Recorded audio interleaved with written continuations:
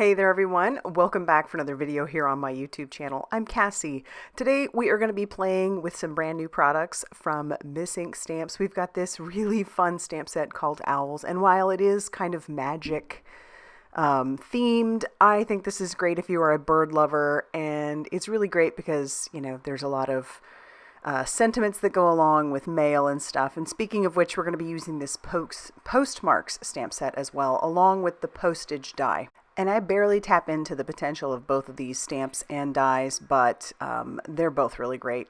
We're going to bring in this stencil called Bricks, and then we also have the Majestic Arch. I'm going to try and build a simple scene, and that scene is mostly going to be only one layer. So I've got my magnetic platform, and I just did use a little bit of mint tape to hold down my piece of paper. That paper is some watercolor cardstock, and I'm going to start off by taking the stencil, the Majestic Arch, and we're going to use it piece by piece. I'm starting with this piece.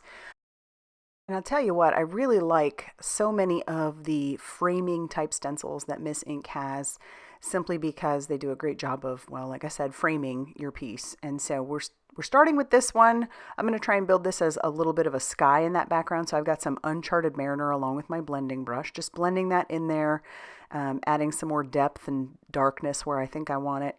But then we're going to bring in another color after I'm fairly happy with this.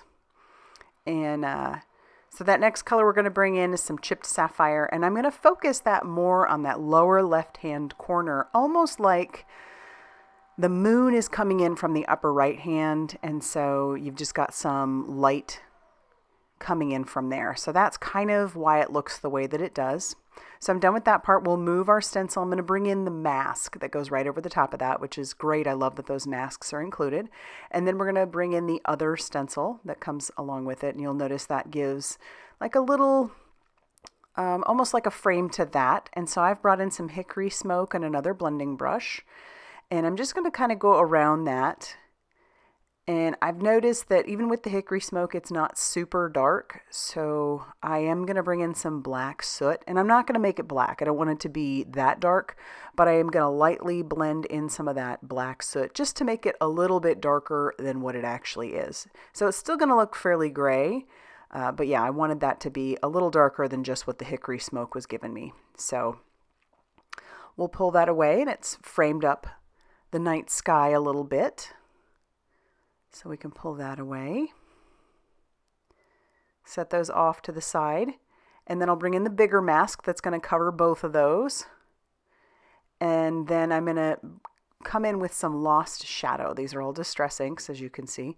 So I'm going to come in with that lost shadow and just lightly, and it is very light, I'm lightly blending that all over our background. And it isn't going to look like a whole lot just yet. This is why we build them up. But I love that this is really only one layer at this point. And then I'm going to remove my magnets, and I'm going to bring in that brick stencil. So I want this to look like the inside, almost of like a castle, I guess. So it's going to look like the inside of a castle that's made of brick. And so I'm going to come in with my black soot, what's just on my blending brush, and just blend that on that background. So it's not going to be super dark. Of course, I don't want it to be. And then as I pull that away, which I'm not going to do that just yet, I do decide to bring in some of those Distress Spritz. And these are kind of fun. I hadn't used these before, but I had received a gift card, and so I decided to splurge and get one of the sets. And I just spritz a little bit of that weathered wood on that background, which is just a hint of blue, but it's still very gray. And so then I'll pull the brick stencil away, and you can kind of see it just leaves some splatters on there, and I pull away the mask, and you can start to see what I'm going for here. And at this point, I want that, I need that to dry, so I'm going to hit that with my heat tool. But I'm going to bring in that mask again that covers everything but the sky, and this is where I bring in another one of those Distress Spritz, and this is the Fossilized Amber. And I just wanted just a spritz of that, because it's almost going to kind of look like stars. But I can't stop there. I want that part that we did with the black soot and the hickory smoke to look like it is the inside of the window. So I'm just adding lines so that you get that 3D feel. And I started out trying to use the stencil to make straight lines, but decided freehand was just as good. So now you kind of get the impression that that is a 3D image without adding any extra. So check it out. So we're going to set that off to the side to dry. I'll clean up my mess, and then I'm going to bring in that really adorable owls set. There's so many cool owls in here. And I've decided on this particular owl, and we're going to have a letter as well. And I have some Express It cardstock, which is good for alcohol marker coloring. It's my go-to. And I'm going to ink that up with some blackout ink by Ink on 3. And here comes Miles. Come in and say hello. Probably because he wants to be fed. I think that was the time of day. He was like, all right, lady, time for some food. So then I'm going to ink up the letter. We'll stamp that out. And then I'm also going to ink up the sentiment that I choose to use. But I'm going to ink that up with some VersaFine Clair Nocturne ink. So it'll make it nice and crisp black. So it says, sorry, this is late. The owl got lost. I'm going to bring in some Copic markers. I'm not doing a good job of putting those up on the screen, but this is an E53, and I am keeping my owl mostly white like a barn owl would be. I do have a fun story about some owls. Back when my husband and I were probably 2-3 years into marriage, and we'd had our couple of kids by this point already because we started off fast and furious having kids. We moved to a farm in California, and the farm had some owls living up in the attic, but the mom and the dad didn't make it back. And so my husband, this is a real quick part to the story. My husband had got a hold of some bird rescue, and they'd given us some frozen turkey chicks. So we threw those up there to keep the 5 baby owls, they were baby barn owls, alive. And you could hear them every night because we lived in a house that had no AC.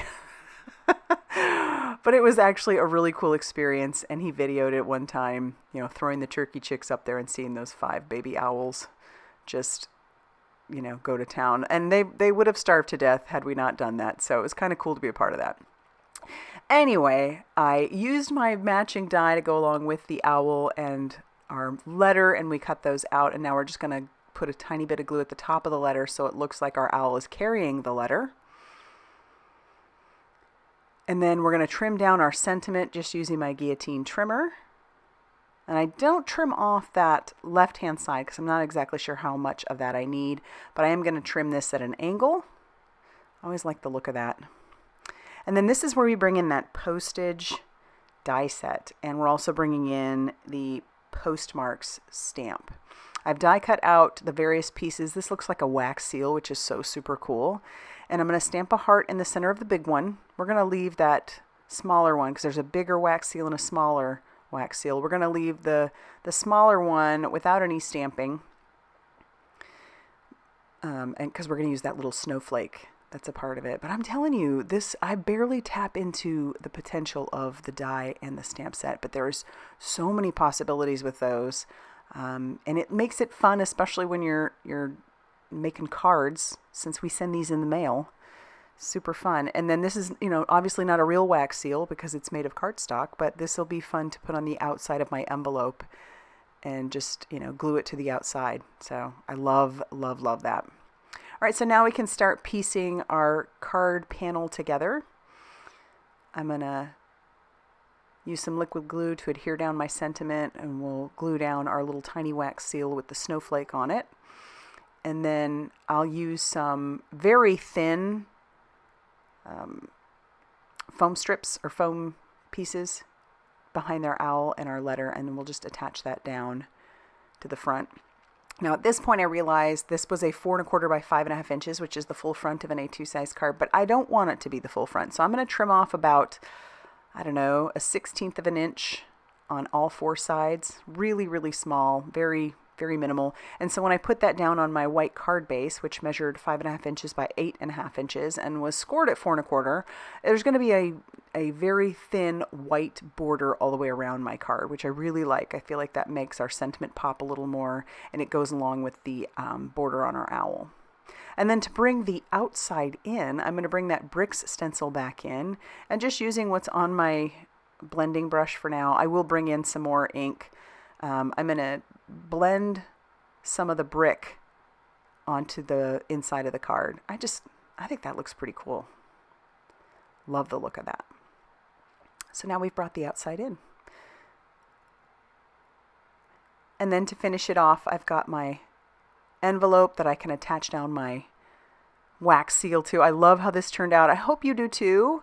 I'll have everything linked down below so you can go check it out. If you like this video, hit that like button.